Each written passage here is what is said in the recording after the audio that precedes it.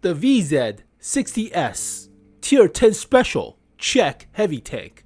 It's actually the TST up tier from Tier 8 on the Russian server, now with a 122, not a 100mm, and additional side skirts, and a loincloth on the hull. So better armor protection, but still 8 degrees of gun depression, with a fully space armor turret all the way around, removing the Dushka for a VZ52, 59 machine gun on the turret. Small detail, that's a Dushka. So now, it's practically a single shot version of a VZ55 or so, or 277 in a case, but competing with the Griffin or even the MBTB for the second assembly shop of this year, but I am leaning towards possibly the Griffin. MBTB is collecting dust for a while now, but we already have its cousins from the first batch of Russian server exclusive Tier 8 vehicles. So this came along with the AP58 as well as the KV4 Tuchinov. So the last of the first batch of exclusive Russian server vehicle now made its way to our server. The commander cupola is still kinda there, it's a little nubbin, but kind of a weak spot on the space armor turret. So plays like a traditional 277 or IS-7, now with 8 degrees of gun depression, so similar to a 5A, just less weak spots on the turret, practically. The hull front is not as strong, it's only about 90 on the upper plate. Now it has a loincloth covering about 200mm actual hull front, so we'll have to see the actual armor thickness, effectively, of this little cloth of a metal plate covering the hull front. But visually, it's not a bad looking vehicle. It does play like any other breakthrough heavy tanks at tier 10. So, has a lot better horsepower per ton ratio than the Russian server. It's up tiered, but definitely faster in mobility. So, 450 alpha for a 122, which is unexpected. Usually it's about 440, so a little bit better in a sense. Shell velocity is below 1000 meters per second, so kind of have to lead your shots. APCR for gold shell, that's okay. High explosive is high explosive. Reload time is alright for a 450 alpha gun. It's about the same DPM as a little bit better than a 277 in this scenario. Aim time accuracy is pretty good for a large caliber gun. 8 degrees gun depression, 20 elevation, 50 rounds, 4-man crew, fits all your VZ55s or Skoda T56s. 16.5 horsepower per ton ratio now. Not as good top speed as the TST, but you have better horsepower per ton. It's about 45 on the tier 8. 45 with 14.7 horsepower per ton ratio. So faster to rev, but not as fast in a straight line. Health, about the same as a 277. So you are breakthrough, you're more like a medium tank compared to a E100 or so of a playstyle. 310 now for the turret front. Still 90 for the hull front. 80 for the hull sides. You do have a little bit bigger of a space armor covering the hull sides and the little plate covering the hull front, so we'll have to see the actual armor, but view range kinda meh. 390 for a tier 10 heavy is okay. I mean, some other ones have about 400, so as expected. Radio is standard. It seems like a generic tier 10 heavy tank for now, but it's premium. What? It makes more credits. It should not be premium. That's a placeholder. No way. This is the first tier 10 premium tank. So accuracy aim time is good for a heavy tank with 8 degrees of gun depression. So the gun feels relatively comfortable at this point without seeing dispersion. If dispersion while traversing and moving is garbage, then it doesn't matter. with the actual accuracy, right? So it goes hand in hand with the actual dispersion factors while traversing and moving the hull. So we'll have to see, but on paper for now, that's a comfortable gun compared to a 277. Better gun depression, faster aim time, better accuracy. Feels a little bit more comfortable. Health is about the same ballpark as with a 277 or 5A at this point. Now the downside to this vehicle is it's not as fast in a straight line compared to the legendary IS-7. That thing could reach like 60 km/h top speed, which is insane. But if you kit out your IS-7 with like a turbocharger and additional grousers, then that thing is very, very fast. So IS-7, top speed of 65 almost on my kit, even without a turbocharger. I have the engineered thing on the driver, which gives about 1.2 km/h top speed, but about 65 on this thing with 17.8 horsepower per ton ratio. So this thing is fast. This relatively doesn't have a weak spot on the turret other than the lip right there, but that's a very, very hard spot to aim at. So this is a fast tier 10 heavy tank, comparable to the VZ60S. But let's see, tier 10 heavies that are breakthroughs. 5A comes to mind. 15.9 horsepower per ton ratio. Yeah, about the same ballpark, but this thing only has 7 degrees gun depression compared to your 8. It does have better DPM on the 130 for the 5A, so this packs a little bit more of a punch and more DPM. Trade-off is more weak spot on the turret compared to an IS-7, of course. Or if you're familiar with the VZ55, this thing has better top speed. I have a turbocharger, but 40 compared to like 55 feels kinda slower, right? Also, cupola weak spot on top, bigger than your VZ60S.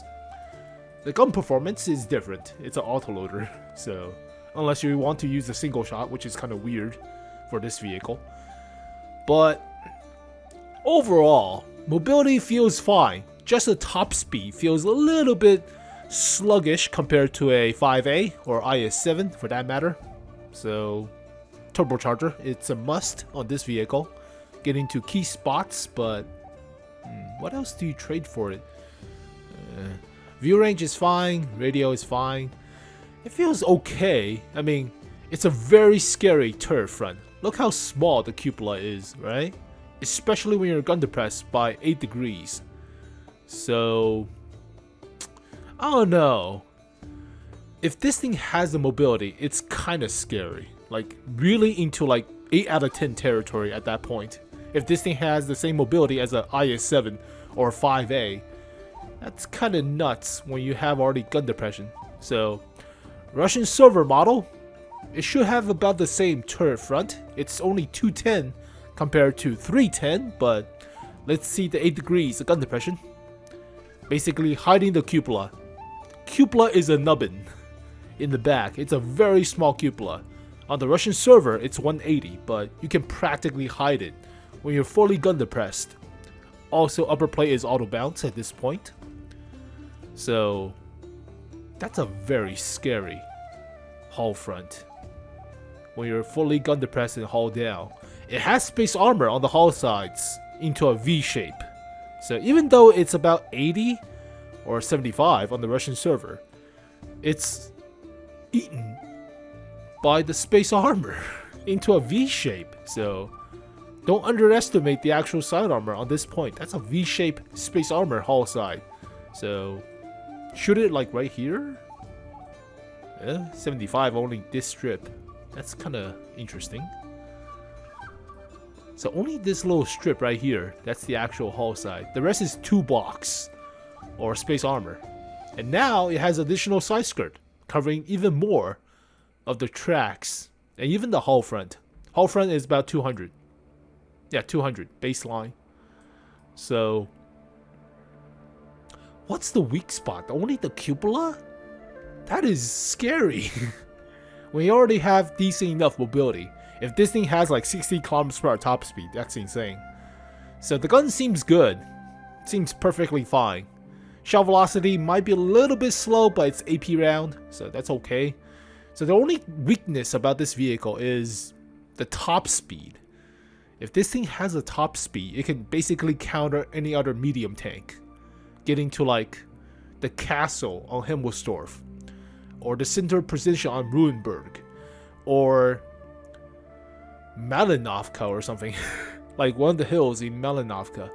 So actually that's a magic forest in Malinovka. But it seems good. I mean, it seems generic, right? It's not as crazy as the Griffin for a tier 10 assembly shop, but it is reliable, like really reliable at this point. So obviously rammer is definitely a must. Vertical stabilizer, maybe. And perhaps a turbocharger instead of hardening or vents for equipment. I don't know. Kind of weird with some tier 10s. I have vents on my VZ55. I play this thing more like a medium tank, so I don't expect to deal that much or getting hit that much with this vehicle, tanking that much hits, mostly because turret front has the weak spot. Hull front is okay, it's not the thickest of armor compared to some other vehicles like a 260. Yeah, you need the improved hardening for your tracks to side scrape, but even this thing could use the improved hardening. I don't know. So this one's up to you, but first slot, either improved hardening or turbocharger or vents. But for this vehicle, I would be leaning towards turbocharger or improved hardening for the first slot. Second slot is vertical stabilizer for shooting. Mostly heavy tanks needs it. And finally, the rammer. So you could trade the vertical stabilizer for a turbocharger, but you have to finagle around with the actual dispersion factor. If the dispersion factor is good on this vehicle, similar to a Super Conqueror like, then you don't even need the vertical stabilizer. Just use rammer, turbocharger, and improved hardening, similar to a Super Conqueror at this point. So that's versatile. So it's like this, practically. So depending on the mobility of the vehicle, definitely depending on the actual dispersion and traversing factors, you could cater towards it with going towards mobility rather than just firepower at this point. So this thing called, well, the speed act as somewhat of a vertical stabilizer with the mobility improvement system. So you could use like this configuration. This is actually also beneficial too. You have the rammer, you have the improved hardening as well. Now you have better mobility along with some aspects of the vertical stabilizer. So I kind of like this when you think about it, right? The 452K is not considered as breakthrough? It's assault. It's close enough, same thing, but different, but still the same. So field mods wise, for breakthrough heavy, I need to finish my breakthrough. It's more like a 5A. I finished the 5A. 5A. Field mods. First one is track health or better terrain resistance. If you already have improved hardening, go with better terrain resistance. Faster to rev, right? Second one is accuracy or aim time. This vehicle has very good accuracy and aim time for a 122. Go with better accuracy. Aim time's already quick enough. Better accuracy. It's mostly better accuracy for all of them. Aim time is somewhat niche unless you have like a very large caliber gun, but I would still say accuracy. View range or stun duration? View range. Sometimes you even find artillery, sometimes you are behind cover, so better view range. Top speed or aim speed and traverse. You don't need it. This vehicle traverse decently, especially very good for the hull. So you don't need it. Go with better top speed. Definitely more top speed. 4 is very good for a breakthrough heavy tank. Go with better top speed. And finally, you don't get that much hit points out of this one for the final field mod. That's not enough. 2% is nothing. That's about 100 health. Nah, dude, not worth it compared to dispersion while traversing and moving.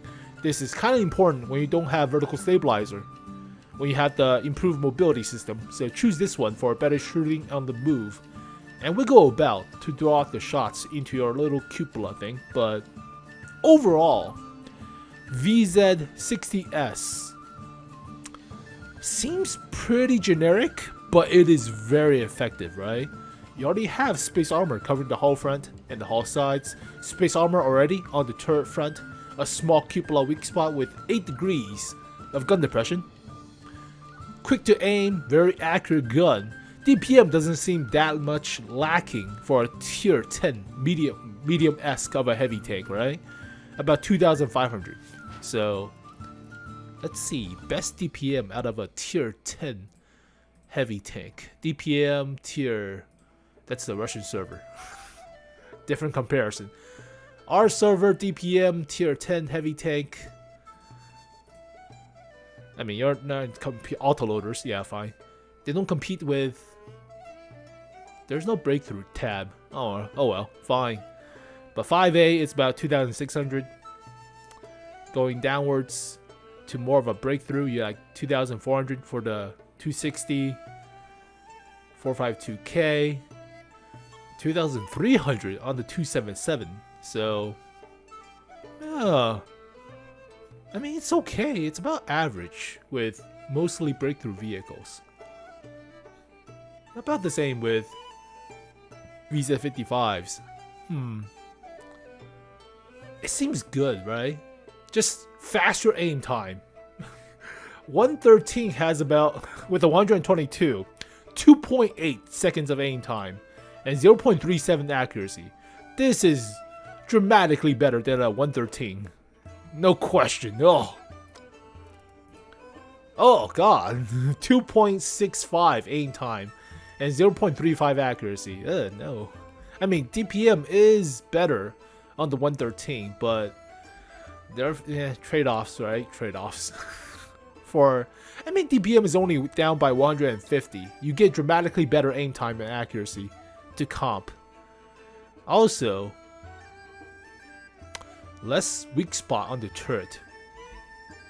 Am I comparing this to a 113? It has better top speed on the 113. Horsepower per ton ratio is about the same. Just the cupola, just 2 of them. But I feel it's fine. It feels generic, right? You already seen copies of this vehicle practically with the 113 or VZ55 running about. So there's no special trick to this vehicle. It is a very reliable at what it does, but it is very generic at what it does. So it's not a Griffin. It's not a Falcon-esque of a Chieftain with a Concept 1B turret and 2-round auto reloader fancy gimmick of a vehicle, right? It's a very generic of a feel, but it does what it do pretty decently. I would say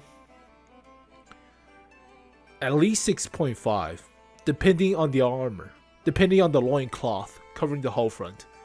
If this thing has a space armor for the hull sides into the V shape, with additional side skirt for the tracks, possibly a 7 when you think about it, right? If this thing has no cupola weak spot and goes like 60 km/h top speed, automatically a 8, no question. So it feels generic, of course, but it does what it do pretty well. So we'll have to see the actual armor, but I want to see the Griffin instead of this vehicle for assembly shop. Simply because the Griffin is kind of weird. We already have like 2 Russian tanks, heavy tanks for assembly shop already. The 780 and the 452K, which plays practically about the same. So with this vehicle, practically. Mobility with the firepower, it's a breakthrough. Similar to, even though this is assault, it's more like a breakthrough for me. But as always, thank you guys for watching this video. Hopefully you guys enjoyed it. I'll see you guys next time. Peace. In the merry month of June, from me home I started up the girls of tune. My lady broken-hearted saluted father dear. Kiss me darling mother, drink a pint of beer. Me grief and tears to smother, then off to reap the corn. Leave where I was born, call a salt back turn, a banished ghost in Dublin. bullets and brand new pair of brogues, rattling all the bugs, frightening all the dogs on the rocky road to Dublin. 1, 2, 3, 4, 5 on the head.